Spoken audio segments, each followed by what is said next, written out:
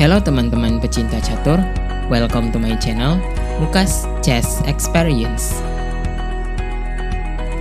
Jadi pada video kali ini, kita akan membahas pertandingan dari kejuaraan catur nasional Amerika Serikat yang baru-baru ini selesai dilaksanakan, dan untuk hasilnya, Zhou Wesley mendapatkan tempat pertama yang kemudian diikuti oleh Jeffrey Xiong, dan juga di posisi ketiga ada Roy Robson. Dan pada video kali ini kita akan mengambil pertandingan dari babak ke-6 antara Sam Sevian melawan Roy Robson, yang mana di pertandingan kali ini kita akan melihat pengorbanan menteri yang spektakuler yang akan membuat kita terkesan dengan pertandingan kali ini.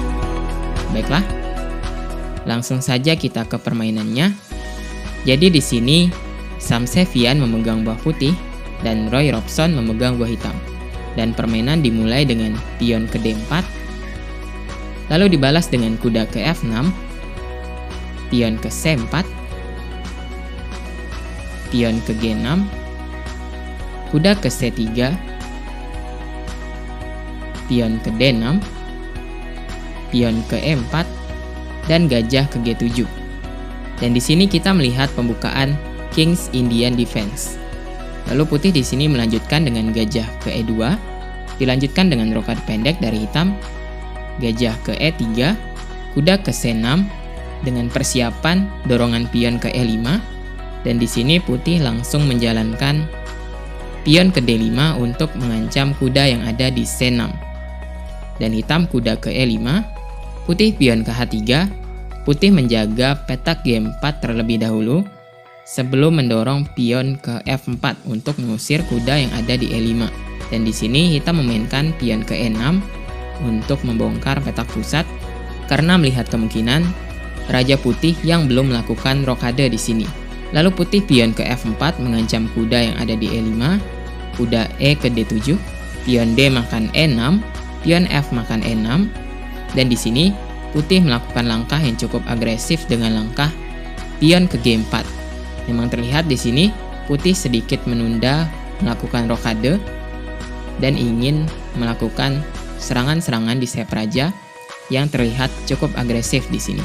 Tapi Roy Robson di sini melangkahkan langkah tenang dengan pion ke B6 untuk melanjutkan pengembangan buahnya, yaitu gajah yang ada di C8 ke petak B7.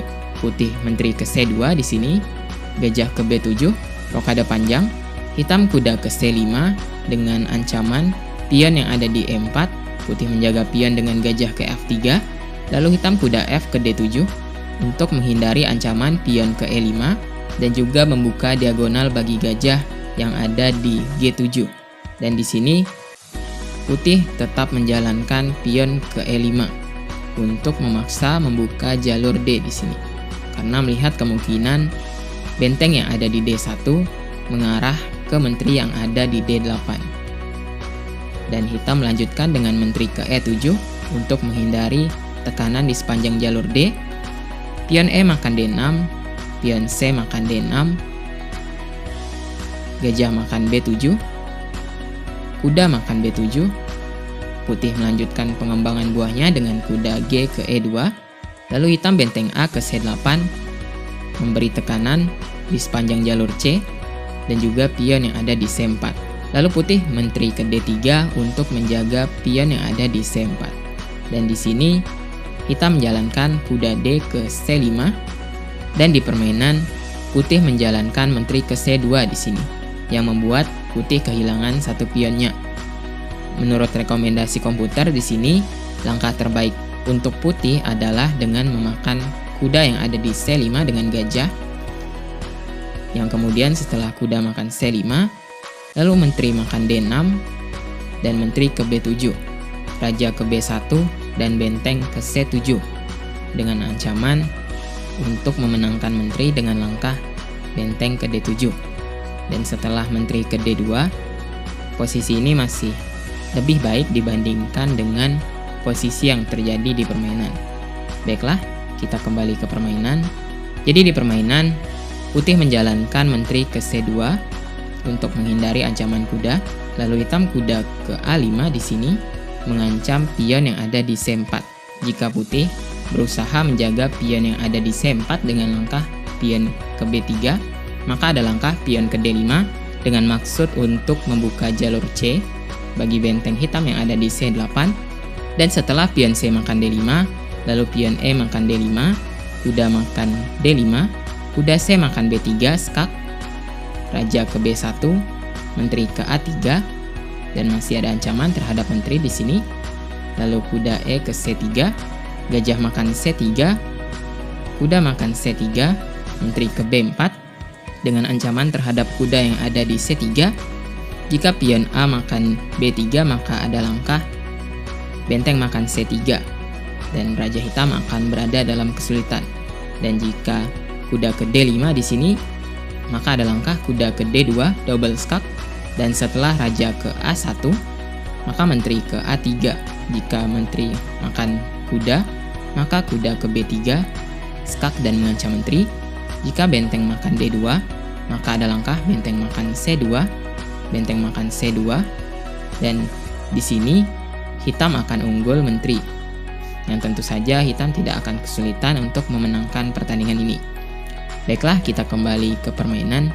Jadi di permainan, putih merelakan pion yang ada di C4 dengan langkah gajah ke D4, dan hitam tentu saja memakan pion yang ada di C4 dengan kuda makan C4, putih raja ke B1, hitam pion ke D5 untuk memperkuat posisi kuda yang ada di C4, sekaligus membuka diagonal bagi menteri untuk membantu serangan terhadap raja putih.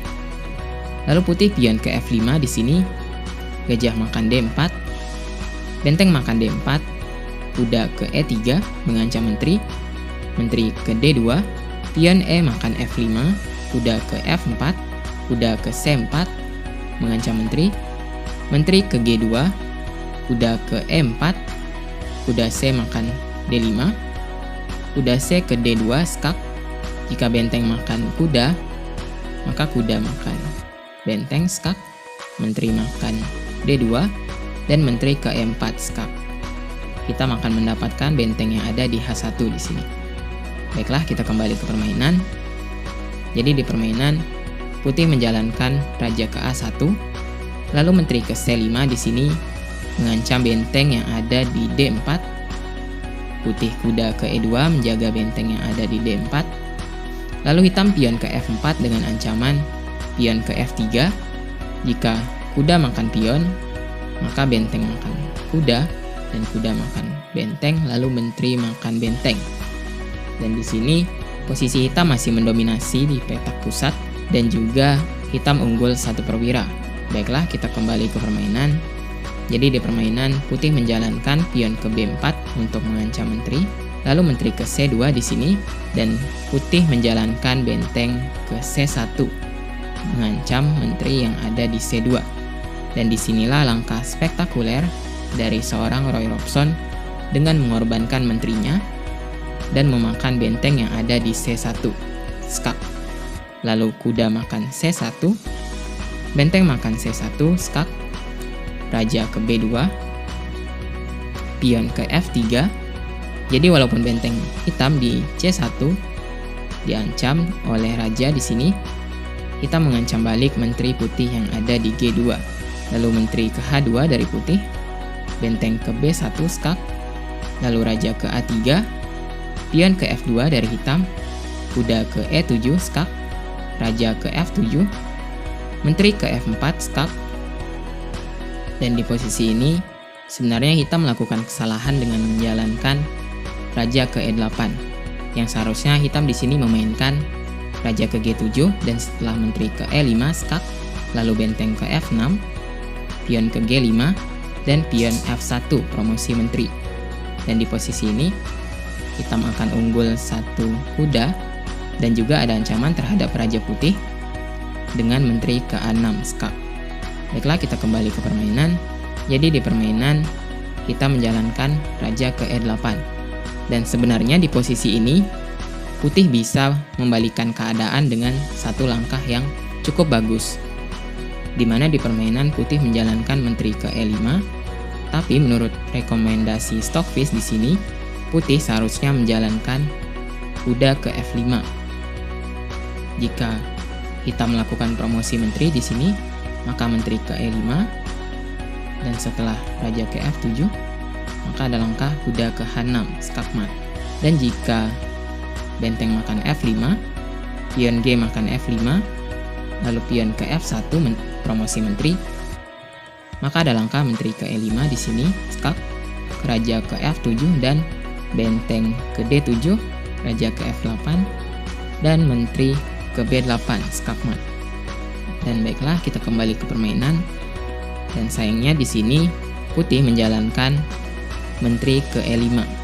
Dan setelah benteng ke F3, skak, lalu raja ke A4, pion ke B5, skak. Dan kembali lagi, seharusnya putih menjalankan menteri makan B5, skak.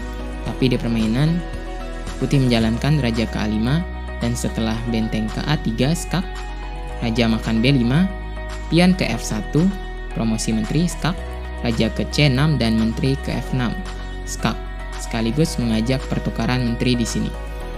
Dan tentu saja di posisi ini, Samsevian menyerah, dikarenakan putih di sini, putih cukup banyak kalah materi, yaitu kalah satu kuda dan juga kalah satu benteng.